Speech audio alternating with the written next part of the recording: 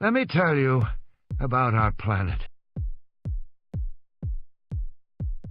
All the experts agree that our planet is in trouble. You think you can destroy the planet? My, what intoxicating power you must have. You can't destroy this planet. You can't even come close. Our planet is 4.5 billion years old. There has been life on this planet for nearly that long. 3.8 billion years. The first bacteria, and later the first multicellular animals, then the first complex creatures in the sea, on the land. Then the great sweeping ages of animals, the amphibians, the dinosaurs, the mammals, each lasting millions upon millions of years.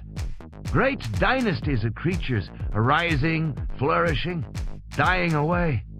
All this happening against a background of continuous and violent upheaval. Mountain ranges thrust up and eroded away, cometary impacts, volcanic eruptions, oceans rising and falling, whole continents moving.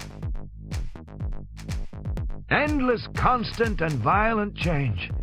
Even today, the greatest geographical feature on the planet comes from two great continents colliding, buckling, to make the Himalayan mountain range over millions of years.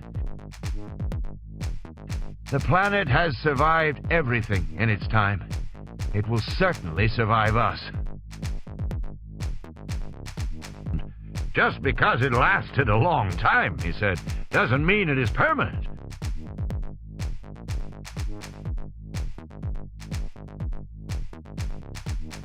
Let's say we had a bad one, and all the plants and animals died, and the Earth was clicking hot for 100,000 years.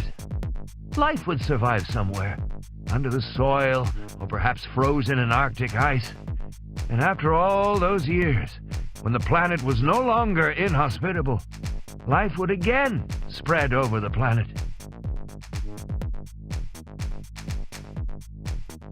The evolutionary process would begin again. It might take a few billion years for life to regain its present variety.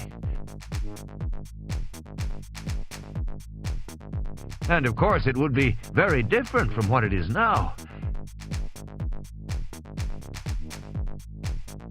But the Earth would survive our folly.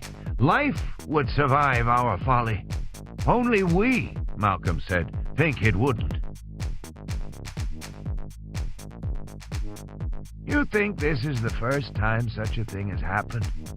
Don't you know about oxygen? I know it's necessary for life. It is now, Malcolm said. But oxygen is actually a metabolic poison. It's a corrosive gas like fluorine, which is used to etch glass. And when oxygen was first produced as a waste product by certain plant cells, say around 3 billion years ago, it created a crisis for all other life on our planet. Those plant cells were polluting the environment with a deadly poison. They were exhaling a lethal gas and building up its concentration. A planet like Venus has less than 1% oxygen. On Earth, the concentration of oxygen was going up rapidly, 5, 10, eventually 21%. Earth had an atmosphere of pure poison. One of the challenges for us was to make this T-Rex bite and grab and bring into the air this real guy. So what we did was we replaced him. It's a real live guy at the head of the shot when he's doing like this, and then when the T-Rex chomps him, we switched to our computer graphics guy. And it gave us the flexibility to make the T-Rex take the most appropriate action, take the action that a real T-Rex would when he would yank him into the air and shake him to like break all the bones in his body so, you know, he